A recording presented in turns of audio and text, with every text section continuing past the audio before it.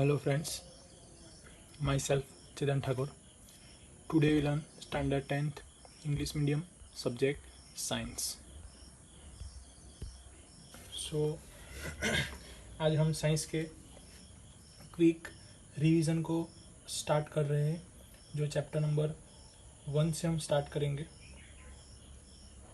Chapter number 1, chapter name is chemical reaction and equation. Chemical reaction and equations. So friends, first तो हम chemical reaction का meaning समझेंगे कि what is meant by chemical reaction.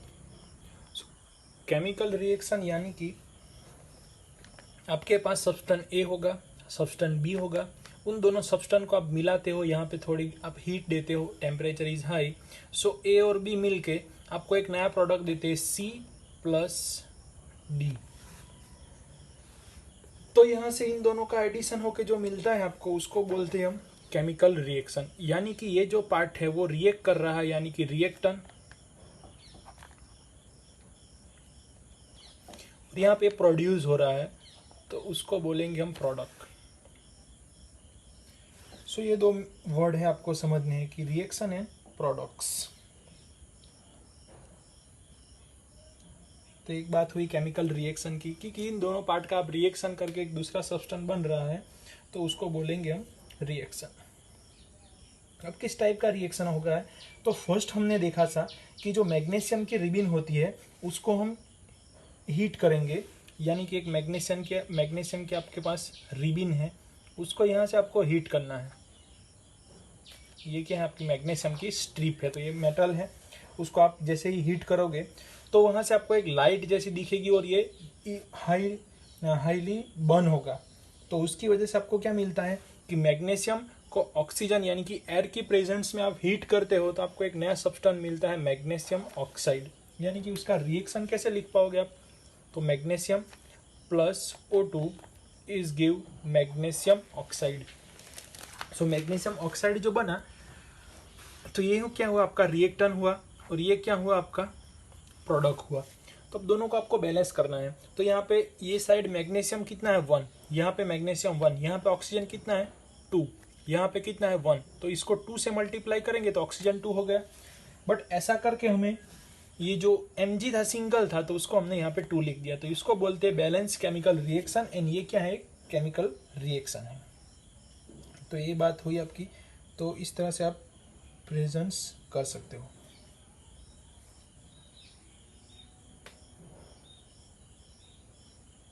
सो ये जो होता है केमिकल रिएक्शन, जब होता है तब क्या क्या चीज़ें होती है, तो उसका स्टेट चेंज हो सकता है, कलर चेंज हो सकता है, गैस कुछ आपको मिल सकती है, टेम्परेचर में चेंजेस आ सकता है.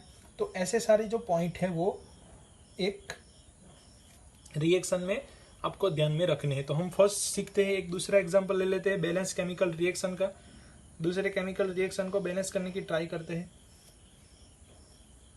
तो एक Zn मेटल ली जिंक प्लस H2SO4 लिया हमने, उसका आगे रिएक्शन कराया ZnSO4 प्लस H2 गैस. यहाँ पे H2 गैस आपको साइड पे मिल रही है, H2 गैस आपको मिल रही है. तो उसका रिएक्शन कैसे होगा, तो बैलेंस करने के लिए Zn देखो दोनों साइड 1 1 है. उसके बाद H2, तो H2 आपका कितना है, दोनों साइड 2 है. S देखो दोनों साइड 1 1 है. O कितना है, दोनों साइड 4 है. तो ये ऑलरेडी बैलेंस केमिकल इक्वेशन ही है, तो उसको बोलते हैं हम बैलेंस केमिकल इक्वेशन. दूसरा एग्जांपल लेते हैं Zn plus HCl give ZnCl2 plus H2. तो फ्रेंड्स यहाँ पे Zn 1 है, उस साइड Zn 1 है, यहाँ पे Cl कितना है 2 है, और ये Cl कितना है 1, तो यहाँ पे अप्लाई कर दो 2.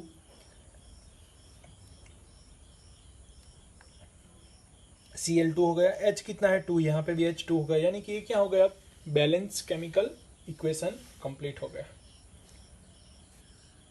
तो ये एक आपकी बात हुई बैलेंस केमिकल इक्वेशन की। दूसरा जो बात है वो एक बात है Fe plus H2O give Fe3O4 plus H2। Fe plus H2O gives Fe3O4 plus H2। तो उसके लिए अब Fe से स्टार्ट करते हैं। तो यहाँ पे फ्रेंड्स Fe कितना है सिंगल, यहाँ पे Fe कितना है 3। तो ये Fe को किससे मल्टीप्लाई करना होगा, आपको 3 से करना होगा। तो ये कंप्लीट हो गया। अब O देखो, O कितना है यहाँ पे 4, यहाँ पे O कितना है 1। तो यहाँ पे 4 से मल्टीप्लाई कर दो तो O बैलेंस हो गया। अब 4 से मल्टीप्लाई किया तो चेंजेस क्या हुआ कि H ऑलरेडी 2 था, तो यहाँ पे 4 2 जा 8 हो गया। तो यहाँ पे कितना है 2 है। तो 8 कब आता है, जब 4 को 2 से मल्टीप्लाई करते हैं तब, यानी कि 4H2 हो गया। तो इस तरह से हम बैलेंस केमिकल रिएक्शन, यानी कि जो केमिकल इक्वेशन होंगे उसको आप बैलेंस कर सकते हो। तो ये मेथड हुई बैलेंस केमिकल इक्वेशन की मेथड। तो इस तरह से आप इक्वेशन को बैलेंस कर पाते हो। ये कंप्लीट होने के बाद हम नेक्स्ट टॉपिक देखते हैं, हम टाइप ऑफ केमिकल रिएक्शन। कितने टाइप के केमिकल रिएक्शन होते हैं वो समझते हैं।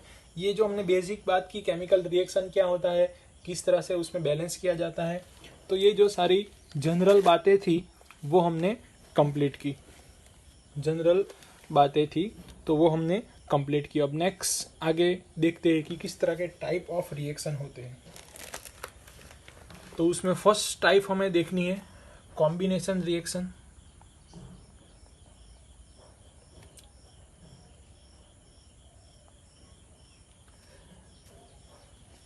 कॉम्बिनेशन रिएक्शन, तो ये रिएक्शन में क्या होता है, तो फर्स्ट कॉम्बिनेशन वर्ड का मीनिंग पता होगा आपको, क्या है कि कंबाइन करना, यानी कि कलेक्ट करना सभी को।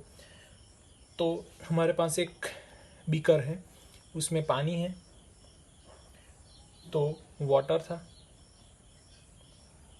उसमें हमने डाला कैल्शियम ऑक्साइड। कैल्शियम ऑक्साइड, तो उसको दूसरा नेम क्या है, क्विक लाइम, यानी कि जो आपके पास होता है ना चूना, तो क्विक लाइम प्लस H2O। तो क्या होगा उसमें कि वो उसमें पानी डालेंगे तो इस तरह का रिएक्शन होगा कि हमारे पास कैल्शियम ऑक्साइड यानी कि CaO, उसका दूसरा नेम है क्विक लाइम, प्लस उसमें हमने H2O डाला। तो क्या होता है कि उसमें CaOH ट्वाइस इस तरह का एक सब्सटेंस बनता है, तो उसका नेम है स्लेक लाइम। तो ये वर्ड्स रिमेंबर रखना, CaO means quick lime, CaO means quick lime, COH twice means slack lime. तो ये क्या हुआ कि इन दोनों चीज को कंबाइन करके आपको सिर्फ एक ही सब्सटेंस मिलता है। दो चीजों को कंबाइन करके आपको, 2 या 3 चीजों को कंबाइन करके आपको एक ही सब्सटेंस मिलता है। तो ऐसे रिएक्शन को हम बोलते हैं कंबाइन रिएक्शन। दूसरा सिंपल एग्जांपल, कार्बन को हम ऐड करेंगे O2 में ऐड करेंगे तो CO2 बन गया। अब कार्बन यानी कि सॉलिड स्टेट, O यानी कि गैसियस स्टेट, तो ये ऑल्सो गैसियस स्टेट होगा। दूसरा एग्जांपल कि जो बर्निंग ऑफ नेचुरल गैस यानी कि मीथेन, तो burning of methane CH2 gas, CH4 यानी कि methane plus O2 gives CO2 plus H2O, यानी कि 2 पार्ट्स में डिवाइड होगा। जब बर्निंग होगा ऑक्सीजन की प्रेजेंस में तो क्या होगा उसमें कि CO2 क्रिएट होगा प्लस H2O यहाँ पे क्रिएट होगा। तो ये जो प्रोसेस होगी, ये जो प्रोसेस है वो एक्सोथर्मिक। एक्सोथर्मिक का मीनिंग हीट को प्रोड्यूस करना। यहाँ पे हीट क्या होगी, प्रोड्यूस, हीट प्रोड्यूस होगी, क्योंकि जो रिएक्शन है वो किस टाइप का रिएक्शन है, एक्सोथर्मिक रिएक्शन है। तो ये बात हुई हमारी कॉम्बिनेशन रिएक्शन की। अब उसको बैलेंस करते हैं। तो यहाँ पे वो कितना है 2, यहाँ पे 2 प्लस ये हो गया ना H2, H4 है यहाँ पे ओनली H2 है, तो 2 से मल्टीप्लाई कर दिया तो टोटल O कितने हो गए, 2 यहाँ पे टोटल 4 हो गए, तो 2H2 लिखा हमने। तो इस तरह से ये बैलेंस हो गया फ्रेंड्स। उसके बाद एक और इन्फॉर्मेशन कि आपके पास ये CaOH2 ट्वाइस आया, उसको अगर CO2 की प्रेजेंस में आप सॉल्व करोगे, CO2 की प्रेजेंस में, तो वो कैल्शियम कार्बोनेट, यानी कि ये जो पॉइंट है वो कहाँ पे लगाते हैं, मैंने आपको एक्सप्लेन किया था, वॉल पे लगाते हो तो ये CaOH ट्वाइस लगाते हो, बट वॉल पे जो होता है वो वाइट कलर जब लगाते हो तब उसका कलर डिफरेंट होता है, उसके बाद ड्राई होने के बाद उसका कलर डिफरेंट होता है। तो जो वाइट शाइनिंग होती है वो किसकी वजह से आती है, पूरा लेयर जैसा बन जाता है कि ये जो सब्सटेंस है CaOH ट्वाइस कैल्शियम हाइड्रोक्साइड, वो एटमॉस्फेयर में जो CO2 गैस है उसके साथ रिएक्ट करेगा, यानी कि वॉल से वो एब्जॉर्ब करेगा CO2 को एटमॉस्फेयर में से। तो ये CO2 को एब्जॉर्ब करेगा, तब जाके ये CaCO3 का एक लेयर बनेगा, तो वो हमारा शाइनिंग फिनिश देता है वॉल को। नेक्स्ट जो रिएक्शन है वो डीकम्पोजिशन रिएक्शन, हमने यहाँ पे कॉम्बिनेशन देखा, अब ये नेक्स्ट रिएक्शन है डीकम्पोजिशन रिएक्शन। डीकम्पोज यानी कि उसको डिवाइड करना।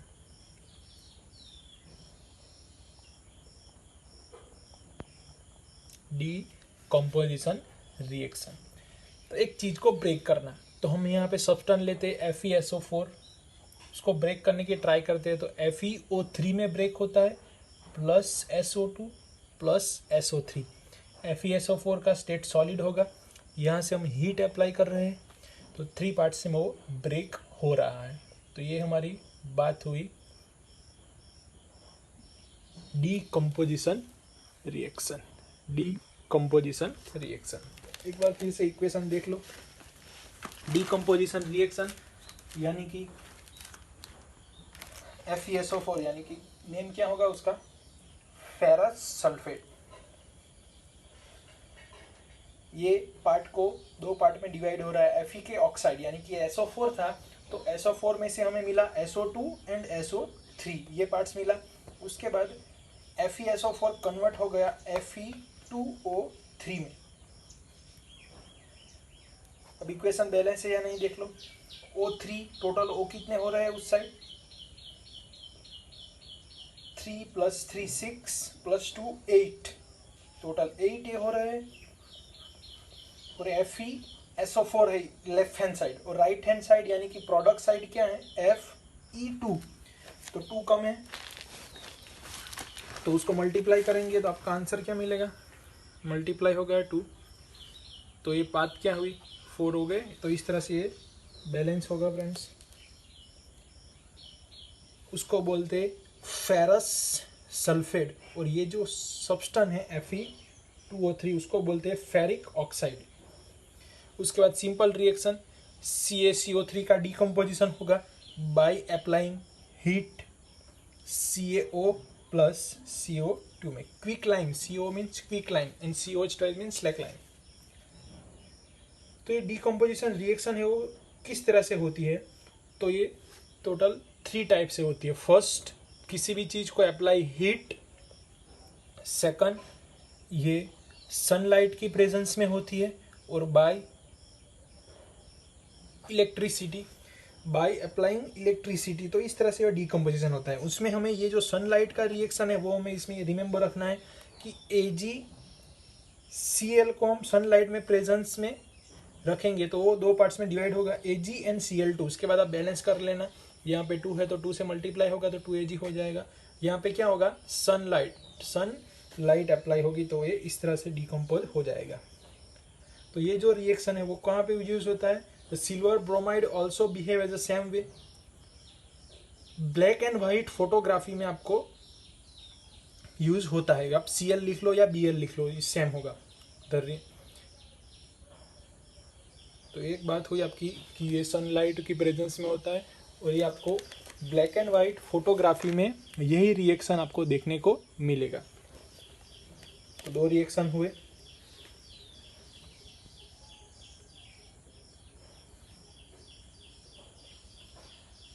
उसके बाद आप एक्सरसाइज देखोगे तो उसमें रिएक्शन दिए गए हैं डिफरेंट, और उसकी आपको प्रैक्टिस करनी है रिवीजन के टाइम कि आपको बैलेंस कैसे करना है। तो उसके लिए आपको कुछ नेम पता होने चाहिए, जैसे कैल्शियम ऑक्साइड तो CaCO3 होगा, Na2CO3 यानी कि सोडियम कार्बोनेट्स। तो इस तरह से जो रिएक्शन है वो आप 9th स्टैंडर्ड की बुक में मैंने भी आपको सिखाया था, तब आपको बताया था कि ये जो फॉर्मेशन है सब आपको आने चाहिए। जैसे कि AgCl, तो उसको Ag means silver, chlorine means chloride हो जाता है उसका, Br होगा तो ब्रोमाइड हो जाएगा, magnesium MgCO3, CO3 means carbonate, magnesium Mg यानी कि मैग्नीशियम तो नेम होगा मैग्नीशियम कार्बोनेट। तो इस तरह से एक्सरसाइज में प्रैक्टिस आप करोगे तो आपको आ जाएगा। यहाँ पे 2 रिएक्शन का हमने क्विक रिवीजन किया है, कॉम्बिनेशन रिएक्शन एंड फर्स्ट जो था combination and second is decomposition reactions. Thank you friends.